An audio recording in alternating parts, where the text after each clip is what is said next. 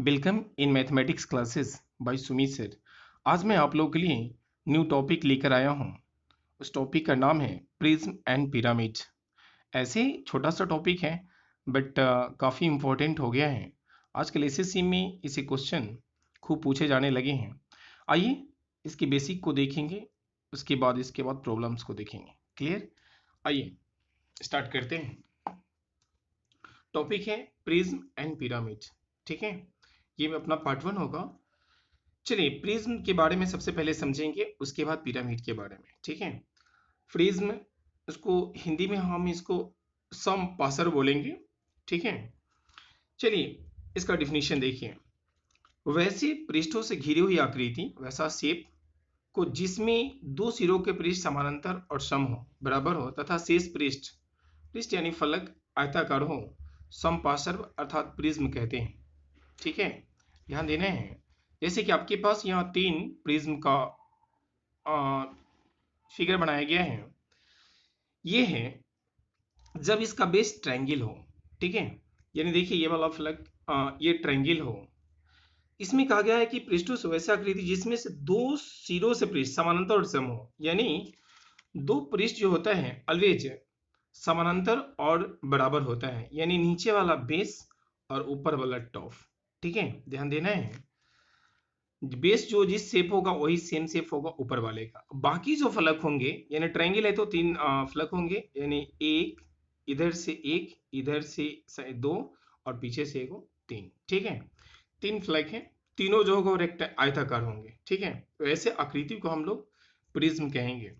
जब देखिए, यानी उसका बेस कोई भी पॉलीगन्स हो सकता है, यानी ट्रायंगल बोल सकते हैं, क्वाड्रिलेटरल यानी चतुर्भुज, पंचभुज, षष्ठभुज, कुछ भी हो सकता है। ठीक है, उसका शेप डिपेंड करता है उसका बेस कैसा है। क्लियर ना?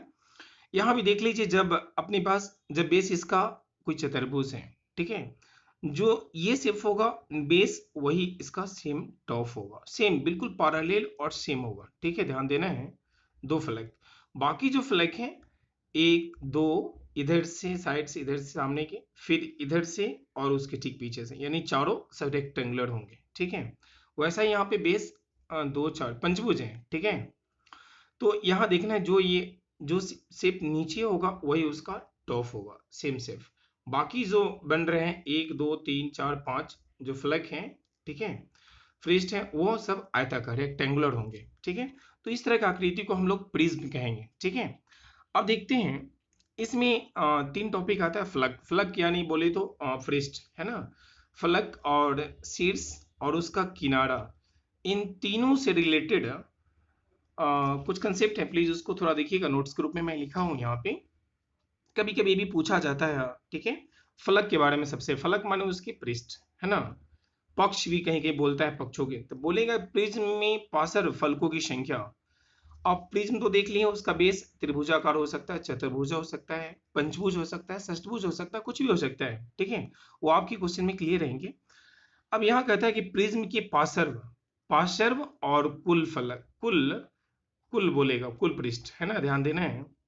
तो पार्श्व फलकों की संख्या बराबर आधार में भुजाओं की संख्या जितना होगा वही पार्श्व फलकों की संख्या के बराबर होगा। ठीक है, फलकों अर्थात पक्षों भी कभी कभी यूज करता है वर्ड। ठीक है, तो फलकों की संख्या अर्थात पृष्ठों की संख्या, ध्यान देना है।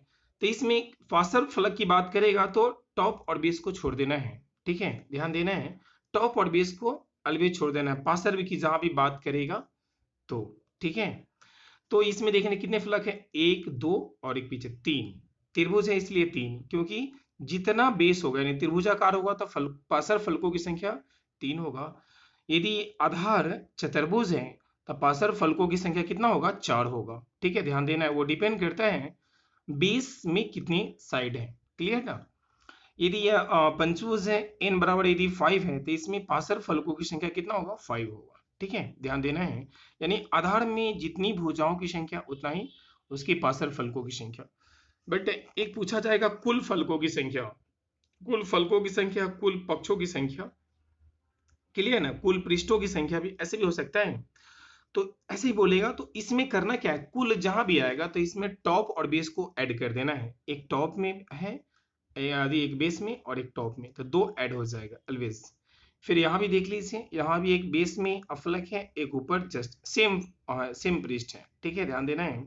तो दोनों कुल जहां भी लिखे कुल फलकों की संख्या, तो पार्श्व में दो जो है वो फलक बैठ जाएंगे, ठीक है, टॉप और बेस वाला, ठीक है, हमेशा ध्यान देना है। पंचभुज केस में नीचे और ऊपर, यानी दो ऐड। वही मैं यहाँ फॉर्मूला लिखा हूँ, प्रिज्म में कुल फलकों की संख्या पक्षों की संख्या बराबर आधार में भुजाओं की संख्या प्लस क्या होगा, दो, यानी टॉप और बेस वाला दो जो है वो बैठ जाएगा। क्लियर ना, अच्छे समझना है। अब आते हैं कोर की बात करते हैं, कोर या फिर कहीं कहीं बोलेगा किनारा, ठीक है, किनारा की बात करेगा, ठीक है। प्रिज्म में कोरों की संख्या बराबर कितने हैं, कोर मीन्स बोले तो ये वाला, ये कोर है, सब ये कोर है, ये कोर है, ठीक है।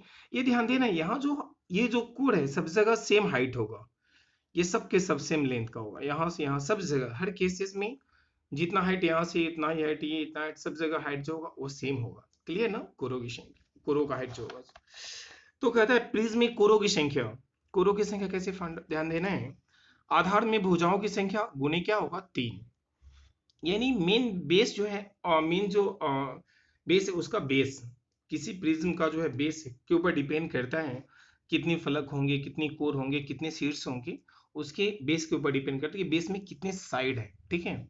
यानी आधार में भुजाओं की संख्या और गुने क्या होगा, 3, 3 से गुना कर देंगे, यानी आधार में भुजाओं की संख्या 3 है, अर्थात त्रिभुजाकार है उसका बेस, तो उसमें किनारों की संख्या यानी कोरों की संख्या 9 होगा, 3 से मल्टीप्लाई कर देंगे। देख लीजिए ऐसे आप काउंट भी कर सकते हैं, यहाँ पे 9 होगा।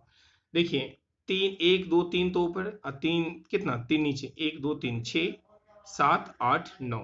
क्लियर ना, जैसे n बराबर 4 है तो इसमें 12 को किनारा होंगे, देख लीजिए ऊपर का 4, 1 2 3 4, 4 ऊपर तो 4 नीचे भी, 1 2 8, और ये देखिए 1 2 3 4, 4 तरीके कितना होगा, 12, ठीक है। तो ध्यान देना है, तो उसमें बेस में भुजाओं की संख्या जितना होगा उसमें हम 3 टाइम्स कर देंगे, वह कोरों की संख्या निकल जाएगा। क्लियर ना, चलिए अब हम आते हैं शीर्षों की संख्या के बारे में बात करेंगे। प्रिज्म में शीर्षों की संख्या कैसे फाइंड आउट करें, ध्यान देना है। शीर्ष, प्रिज्म में शीर्षों की संख्या बराबर आधार में भुजाओं की संख्या गुने 2, 2 से गुना कर देंगे, जैसे आपको फिगर से ही क्लियर हो जाएगा शीर्ष कितने होंगे। शीर्ष इसका देखिए, जब ट्रायंगुलर यानी जब बेस में 3 भुजा है, त्रिभुजाकार है, तब तो इसमें 2 से गुना करें यानी 6 होगा। देखिए 1 2 3 4 5 और 6, इतनी आपका वर्टेक्स है इसका। फिर इसमें देखिए 8 होंगे, 1 2 3 4, 4 नीचे और 4 ऊपर, 5 6 7 8। क्लियर ना, तो उसमें 2 टाइम्स कर देना है, ठीक है। देखिए इसमें 5 पंचभुज है, इन बड़ा 5 है तो इसमें 10 सीट्स होंगे, 1 2 3 4 5 नीचे और 5 ऊपर, 1 2 3 4 एंड क्या होगा 5। क्लियर ना, तो इसमें 2 से गुना यानी 10 इसमें वर्टेक्स यानी सीट्स होंगे। क्लियर ना, तो मैं क्या 2 टाइम्स कर देना है उसमें। अब देखते हैं इन तीनों से रिलेटेड एक यूलर साहब बड़े मैथमेटिशियन थे, ठीक है, इनका बहुत बड़ा योगदान है मैथ्स में, बहुत कंसेप्ट दे रखे हैं। तो इन तीनों से रिलेटेड एक फॉर्मूला बताए थे, इसको यूलर सूत्र के नाम से जानते हैं, यानी फलकों की संख्या प्लस शीर्षों की संख्या बराबर किनारों की संख्या प्लस क्या होगा 2। कभी कभी इसमें आपका फलक दे देगा और शीर्ष दे देगा तो बोलेगा उसमें कितने किनारा होंगे, ठीक है, किसी प्रिज्म की बात करेगा, मुझे पता नहीं रहेगा कि कौन सा प्रिज्म है, उसका बेस क्या है, तो उसका दे देगा संख्या और तीनों में से कोई 2 दे देगा, तीसरा कोई भी डाटा फाइंड आउट करना रहेगा, ठीक है। तो यही फॉर्मूला बताए गए थे, बताए थे यूलर साहब ने, ठीक है। चलिए अब इससे रिलेटेड फॉर्मूला देखते हैं, प्रिज्म से रिलेटेड। अभी हम प्रिज्म के बारे में पढ़ रहे हैं। क्षेत्रफल, प्रिज्म का पार्श्व पृष्ठ जस्ट लाइक बक पृष्ठ, ठीक है।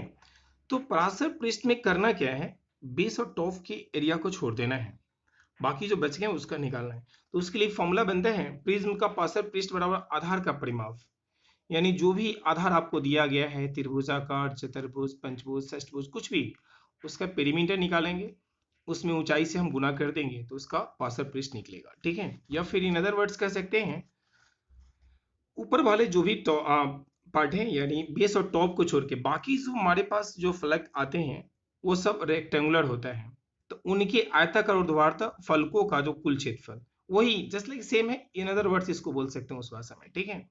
यानी बेस और टॉप के शेप को छोड़ देना है, क्लियर ना, पार्श्व पृष्ठ में, ठीक है। चलिए अब यहाँ संपूर्ण पृष्ठ की बात करते हैं। प्रिज्म का संपूर्ण पृष्ठ जब भी होगा तो पार्श्व पृष्ठ में क्या करेंगे, आधार का क्षेत्रफल गुने 2, आधार का क्षेत्रफल गुने 2 का मतलब आप जानते हैं आधार जितना जो शेप है वही उसका टॉप होता है। तो वैसे टॉप और बेस का क्षेत्रफल को हम जोड़ देंगे तो वही टोटल संपूर्ण पृष्ठ निकल जाता है। ठीक है, पार्श्व पृष्ठ कहाँ से निकालेंगे? इस फॉर्मूला से। उसके बाद उसमें करना क्या है, आधार का क्षेत्रफल में 2 गुना कर देना है। मतलब जितना आधार का क्षेत्रफल उतना ही ऊपर वाले टॉप का क्षेत्रफल, इसलिए हम 2 से यहाँ गुना किए। क्लियर ना? समझना है कंसेप्ट, रटना नहीं है कि 2 से गुना करना है या 3 से क्यों करते हैं, 5 से क्यों करते हैं, ये समझ के चलना है। चलिए इसका वॉल्यूम हम कैसे निकालेंगे? प्रिज्म का आयतन बराबर आधार का क्षेत्रफल अगुने क्या होगा? ऊंचाई। यानी बेस का हम एरिया निकाल देंगे और उसके हाइट से हम गुना कर देंगे तो उसका वॉल्यूम निकल जाएगा। ठीक है, चलिए आज यही प्रिज्म, उसके बाद नेक्स्ट टॉपिक लेकर आएंगे pyramid. Bye bye, take care.